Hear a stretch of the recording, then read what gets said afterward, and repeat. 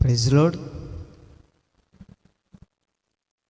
ఈరోజు దేవుడు మనతో మాట్లాడుతున్న మాట ఏంటంటే, కీర్తనల గ్రంథము 106వ అధ్యాయము 44-45 వచనం చూసినట్లయితే, కీర్తనల గ్రంథము 106వ అధ్యాయము 44-45 చదువుకుందాం.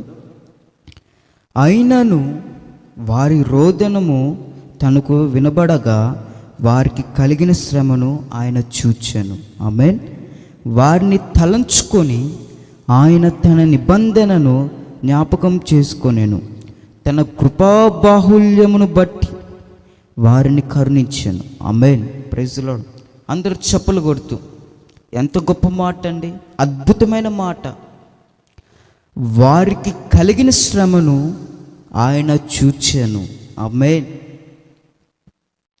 ఆయన అంట మనకు కలిగిన శ్రమను, మనకు కలిగిన నిందను చూసి ఆయన మన నోటి నిండా ఆనందంతో నింపబోతున్నాడు ఈ రోజున. ఆమేన్. మీకు కావలసిన వాక్యం ఈ రోజు, మీకు ఆదరణ కలిగించే ఒక వాక్యం ఇది.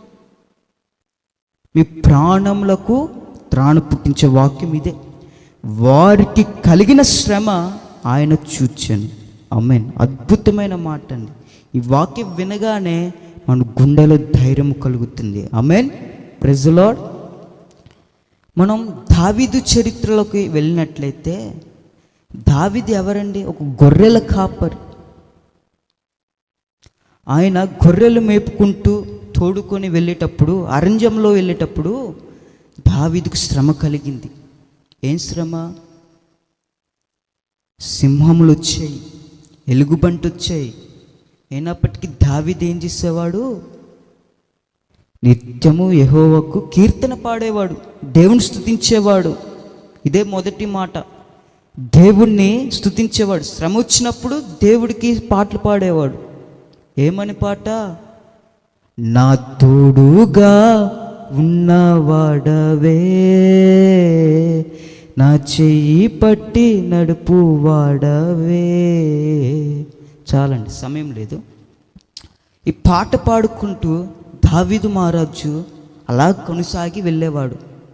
దేవుడు దావీదుని చూసి, ఆ యొక్క శ్రమను చూచి కృపాబాహుల్యముతో నింపి ఉన్నాడు. ఆమేన్. Praise Lord. ఆ దినమున దావీదు భయపడలేదండి. శ్రమ వచ్చినప్పుడు దేవుని స్తుతించున్నాడు. ఈ రోజున నువ్వు స్తుతిస్తున్నావా దేవుణ్ణి? నువ్వు ఘనపరుస్తున్నావా దేవుణ్ణి? ఈ రోజున నీకు శ్రమ వచ్చినప్పుడు, నీకు నింద వచ్చినప్పుడు ఆయనకి కీర్తనను పాడాలి. ఆమేన్. Praise Lord. అలాగ దావీదు వలె గత కాలంలో దావీదు మహారాజుకి ఎలాగైతే దేవుడు తోడుగున్నాడో, ఈ రోజున కూడా నీ యొక్క శ్రమ నుండి దేవుడు విముక్తి కలగచేసి నీకు తోడుగా ఉండబోతున్నాడు. ఆమేన్. చప్పలు కొడుతూ దేవుని నామమున కనపడుతూ. Praise lord. కింద వాక్యం చూసినట్లు ఏముంది అక్కడ 45లో? తన కృపా బాహుల్యము బట్టి వారిని కరుణించెను. ఆమేన్. Praise lord. తన కృపా బాహుల్యముతో దేవుడు కరుణిస్తాడు. ఎప్పుడు? నువ్వు ఎప్పుడైతే దేవుని ఆజ్ఞలు గైకొని ఆయన నిబంధనలు అనుసరించినట్లయితే తన కృపా బాహుల్యంతో నింపబోతున్నాడు. కృపావరములతో, కృపావర్షములతో దేవుడు ఆయన కృపను నీ మీద కుమ్మరించును గాక. ఆమేన్. ఒక మాట ఉంటుంది నిర్గమకాండంలో 20, నిర్గమకాండము 20వ అధ్యాయము 6వ వచనంలో ఉంటుంది. ఏమని? నన్ను ప్రేమించి నా ఆజ్ఞలు గైకొని వారిని 1000 తరముల వరకు కరుణించువాడనే ఉన్నాను. ఆమేన్. అలా ఎప్పుడైతే దేవుని ఆజ్ఞలు గైకొని దేవుని ప్రేమిస్తావో 1000 తరముల వరకు దేవుడు కరుణ చూపిస్తాడంట.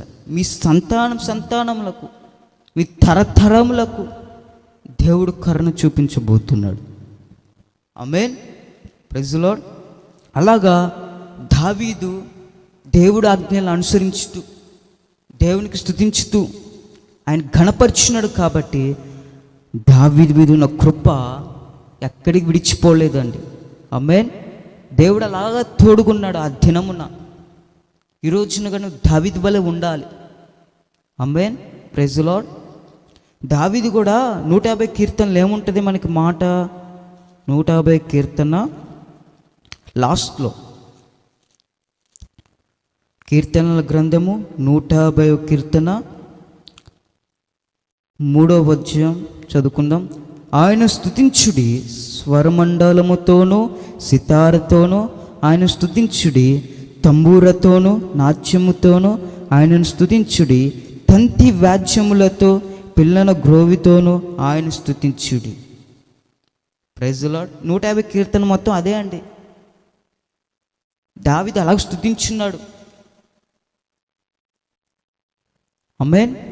దేవుణ్ణి స్తుతించుడి, ఎల్లప్పుడు దేవుణ్ణి స్తుతించుడి, ఆ దేవుని స్తుతించుడి, ఎల్లప్పుడు దేవుని స్తుతించుడి.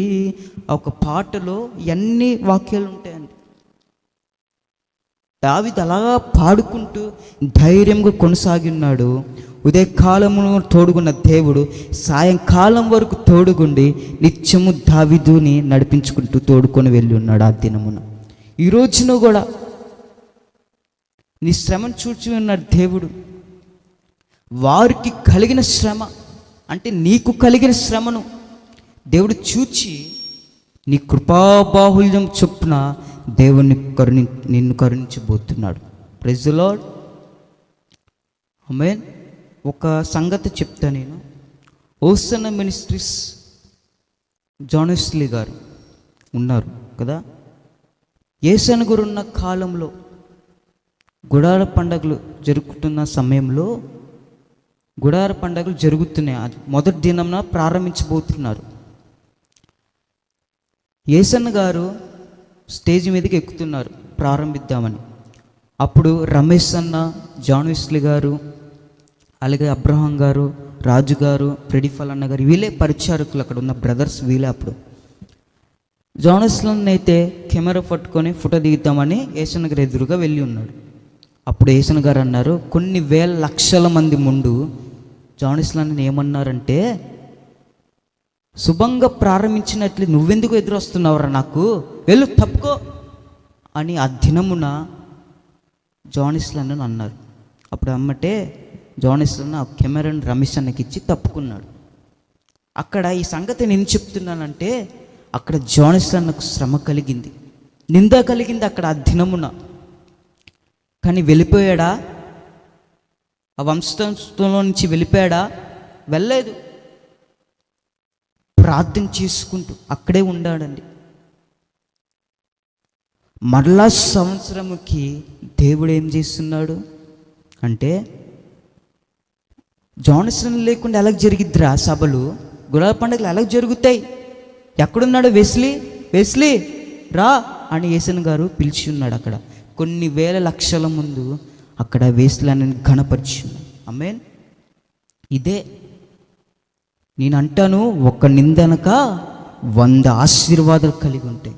Praise the lord. అక్కడ శ్రమ పడ్డాడు, అక్కడ నిందపడ్డాడు, కానీ ఆశీర్వాదం వచ్చింది తర్వాత నీకు కూడా. కానీ ఒక సమయం ఉంటుంది. ఆ సమయం కోసం నువ్వు వేచి ఉండాలి. నీకు శ్రమ కలిగిందా, నీకు ముందు ఆశీర్వాదం ఉంది. నింద కలిగిందా, నీకు ముందు ఆశీర్వాదం ఉంది. నువ్వు శ్రమ పడితేనే నీకు ఆశీర్వాదం. Praise the lord. ఈరోజు నువ్వు శ్రమలతో ఉన్నావా, నీకు ఆశీర్వాదమే. Praise the lord. ఇంకొక మాట చూసినట్లయితే దానియేలు చరిత్రలో మనం వెళ్ళినట్లయితే, దానియేలు సింహభవనంలో పడేసినప్పుడు దానియేలు ఏం చేస్తున్నాడు?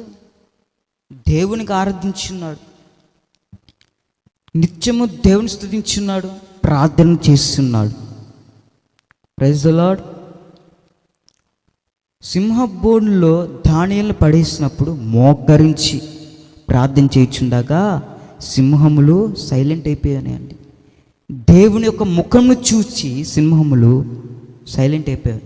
నా భాషలో చెప్పాలంటే, నా దేవుని చూసిన అవి నోరు మూసినాయి. Praise the lord. నేనంటాను, నీ యొక్క శ్రమ చూచి సాతానుగా నోరు మూస్తాడు. నీకు ఆశీర్వాదం వస్తుంది. దేవుడే నీకు తోడుగుండబోతున్నాడు. ఈ రోజు నుంచి నిత్యము నీకు ఆశీర్వాదాలే, నిత్యము నీకు మేలులే. ఆమేన్. ఈరోజు దేవుడిని దీవించడం ప్రారంభించబోతున్నాడు. ఆమేన్. మీకు ఒక రిఫరెన్స్ చూపిస్తా. శ్రమ నుండి, నింద నుండి ఆశీర్వాదం పొందుకున్న వారు కూడా బైబిల్ గ్రంథాలు ఉన్నారు. మీకు చూపిస్తా. ఆదికాండము 29వ అధ్యాయము, 29వ అధ్యాయం, ఆదికాండము 29:32 వచనం చూసినట్లయితే, లేయా గర్భవతి అయి కుమారుని కని యెహోవా నా శ్రమ చూచున్నాడు గనుక నా పెనిమిటి నన్ను ప్రేమించును కదా అనుకొని అతనికి రూబేను అని పేరు పెట్టెను. అమ్మాయి లేయా ఎవరు? యాకోబు యొక్క మొదటి భార్య. Praise the lord. స్టార్టింగ్ ఫస్ట్లో లేయాకు గర్భం లేదండి. లేయ ప్రార్థన చేయించుండక దేవుడు ఆ గర్భంను తెరిచి అప్పుడు ఏమంది అక్కడ లేయా? యెహోవా నా శ్రమ చూచున్నాడు. ఆమేన్. అక్కడ ఆశీర్వాదం వచ్చింది ప్రార్థన చేయించుండక లేయకు. ఇంకో మాటకు చూపిస్తా. అదే ఆదికాండము 30వ అధ్యాయము 22-23 చూసినట్లయితే, దేవుడు రాహేలును జ్ఞాపకం చేసుకొని ఆమె మనవి విని ఆమె గర్భము తెరిచాను. అప్పుడు ఆమె గర్భవతి అయి కుమారుని కని దేవుడు నా నింద తొలగించుకొనేను అనేను. ఆమె ఇక్కడ రాహేలు ఎవరు? యాకోబు యొక్క రెండో భార్య. ఇక్కడ రాహేలుకు కూడా గర్భం లేదని స్టార్టింగ్. దేవుడు నా గర్భం తెరిచాను కనుక నా నింద తొలగించాను అని చెప్పింది అక్కడ. నువ్వు కూడా చెప్పగలుగుతున్నావా? దేవుడు నా నింద తొలగించున్నాడు, నా శ్రమ తొలగించున్నాడని ఈరోజు నేను చెప్తావు. ఎందుకంటే దేవుడు నీ శ్రమను నుంచి ముగింపు కలగజేయబోతున్నాడు. నీ యొక్క నింద నుంచి ముగింపు కలగజేయబోతున్నాడు ఈ రోజున దేవుడు.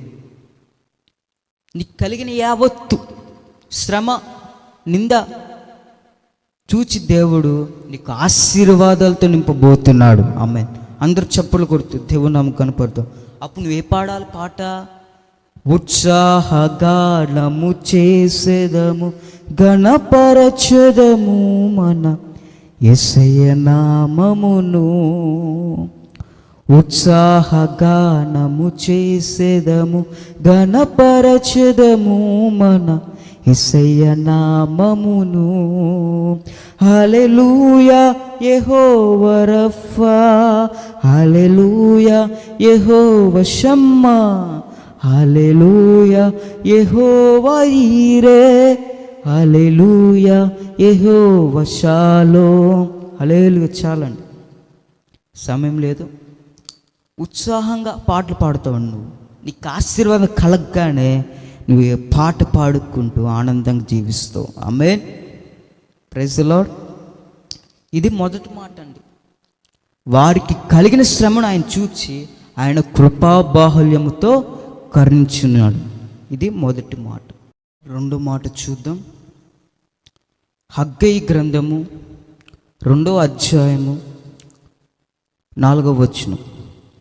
హగ్గయి గ్రంథము 2వ అధ్యాయము 4వ వచనం. ఆమేన్.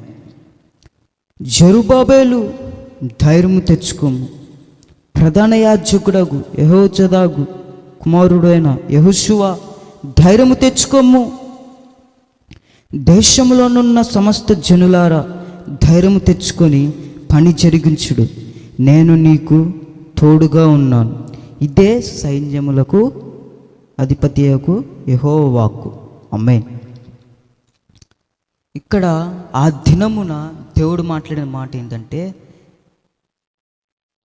జెరుబ్బాబెలు ధైర్యం తెచ్చుకోము, ప్రధాన యాజకుడు యెహోజాదాకు కుమారుడైన యెహోషువ ధైర్యము తెచ్చుకోము, పని జరిగించుడి, నేను మీకు తోడుగా ఉన్నాను. ఆమేన్. అందరు చెప్పులు కొడుతూ ప్రైజ్ ది లార్డ్. ఈ రోజున నువ్వు పని ప్రారంభించి ఆపేసావా? వ్యాపారాలు మొదలుపెట్టి వెనకడుగు వేసావా? ఏదో ఒకటి ప్రారంభించి వెనక్కి వెళ్ళిపోయావు తిరిగి? దేవుడు అంటున్నాడు, పని ప్రారంభించు, పని జరిగించు, నేను నీకు తోడుగా ఉన్నాను. ఆమేన్. వ్యాపారం తిరిగి మరలా మొదలుపెట్టు, నేను నీకు తోడుగా ఉంటాను అని దేవుడు వాక్యం సెలవిస్తుంది. ముందుకు అడుగువేయి. అవకాశాలు విషయాలు అవకాశపరిచే దేవుడు నా దేవుడు. ఆమేన్. వాగ్దానం చేసిన దేవుడు నమ్మదగిన వాడు. పని ప్రారంభించు, వెనకబడికేకు. న్యాయము తీర్చువాడు ఆయన. Praise the lord. కుమార్ చూపిస్తా. జెఫన్యా గ్రంథం 3:5 ఉంటుంది. జెఫన్యా గ్రంథం 3:5. అయితే న్యాయము తీర్చి యెహోవా దాని మధ్యనున్నాడు. ఆమేన్. ఆయన అక్రమము చేయవాడు కాదు, అనుదినము తప్పకుండా ఆ న్యాయ విధులను బయలుపరచు. ఆయనకు రహస్యమైన దేదియు లేదు, ఆయన నీతిహీనులు సిగ్గెరుగరు. ఆమేన్. అయితే న్యాయం తీర్చి యెహోవా ఆ మధ్య ఉన్నాడు. వ్యాపారాలు మొదలు పెడుతున్నావా? న్యాయం తీర్చడానికి దేవుడు అక్కడ ఉన్నాడు. Praise the lord. ఆయనే న్యాయాధిపతి అయిన దేవుడు.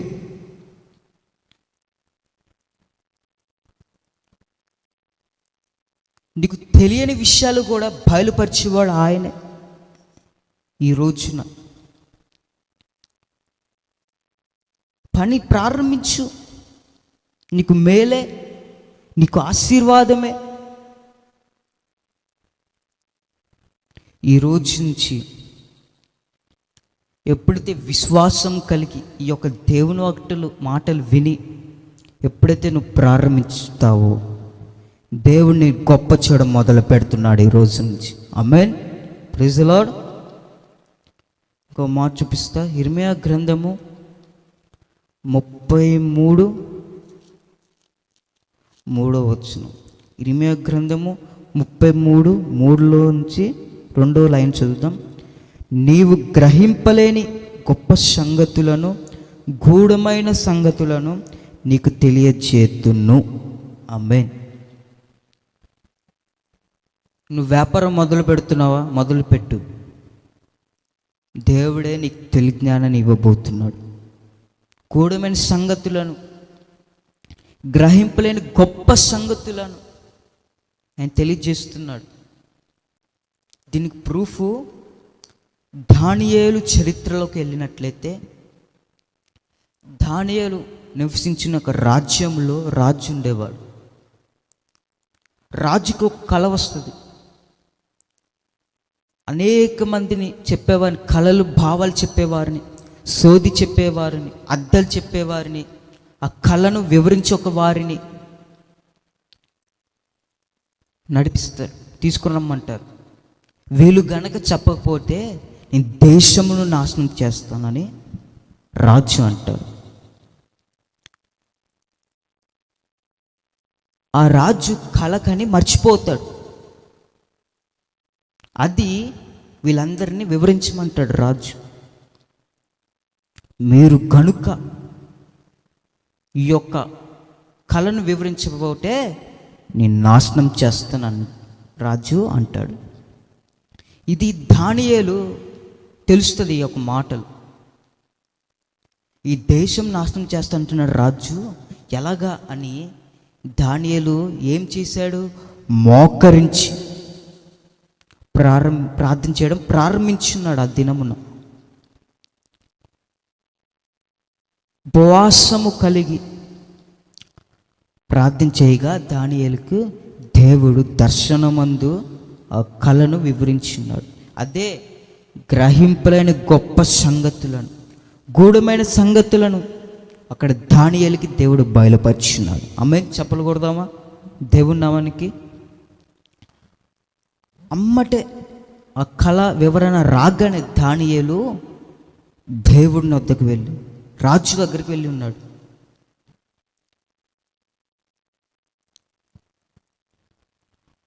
రాజు దగ్గరికి వెళ్ళి ఆ కళను వివరిస్తాడు. అప్పుడు రాజు ఏమంటాడు తెలుసా? నీ దేవుడు గొప్పవాడు. ఆమేన్. Praise the Lord. నిన్ను చూచిన వారు కూడా మీ దేవుడు గొప్పవాడు అని లోకంలో ఉన్న ప్రజలు చెప్పగలగాలి. లోకంలో అడుగుతారు, నువ్వు చర్చికి ఎందుకు వెళ్తున్నావు, నువ్వు అక్కడ ఏం నేర్చుకుంటున్నావు, మరి ఎందుకు నువ్వు ముందుకు సాగట్లే అని అడుగుతారు. నువ్వు అనాలి, నువ్వేమనాలంటే దేవుడు ఒక వాక్యము ద్వారా బలపరచబడి, ఆయన శ్రమ చూచాను, ఆయన ఒక నిందను చూచాను, ఆయన నాకు గొప్ప కార్యాలు చేస్తున్నాడు అని చెప్పగలగాలి. నువ్వు చెప్పి పని ప్రారంభించాలి. దేవుడు గొప్ప చేయడం మొదలు పెడతారు. అది చూసిన లోకంలో ఉన్నవారు మీ దేవుడు గొప్పవాడు అని చెప్పాలి. Praise the lord. మొదటి మాట ఏం చెప్పా? ఆయన నీ శ్రమ చూచాను, నీ కృపాబాహుల్యముతో నిన్ను కరుణించాను అని దేవుడు వాక్యం సెలవిచ్చు. రెండో మాట, పని జరిగించు, న్యాయం తీర్చువాడు ఆయనే. గ్రహింపలేని గొప్ప సంగతులు, తెలియని విషయాలు బయలుపరచువాడు ఆయనే. కాబట్టి నా దేవుని ప్రజలారా, ఈ వాక్యం విన్న మీరు ఈ ఒక రెండు మాటలు బట్టి ప్రార్థన చేసి, ఈ వాక్యం బట్టి, ఈ ఆజ్ఞలను బట్టి, ఈ యొక్క నిబంధనలను బట్టి నడుచుకున్నట్లయితే నీ స్థితిని మార్చును గాక నా దేవుడు. నీ యొక్క జీవితాన్ని టర్ను చేయను గాక రోజు నుంచి. ఆమేన్. ఇంకా నిత్యము నీకు ఆనందమే. వెళ్ళు ప్రార్థన చేయడం మొదలుపెట్టు, నీకు ఆశీర్వాదమే. నీకు నిందని తొలగించబోతున్నాడు, నీ యొక్క శ్రమ నుండి విముక్తి కలగచేయబోతున్నాడు, వ్యాపారంలో గొప్పగా దీవించబోతున్నాడు. పని జరిగింది, ప్రారంభించు. నేను గొప్ప చేయడం మొదలు పెట్టబోతున్నాడు ఈ రోజున. ఆమేన్. కాబట్టి నా దేవుని ప్రజలారా, విశ్వాసం కలిగి ప్రార్థన చేయండి. దేవుని నన్ను ఆనందించండి, ప్రభు నన్ను ఆనందించండి. దేవుని ఆశీర్వదించును గాక. ఆమేన్. Praise the lord.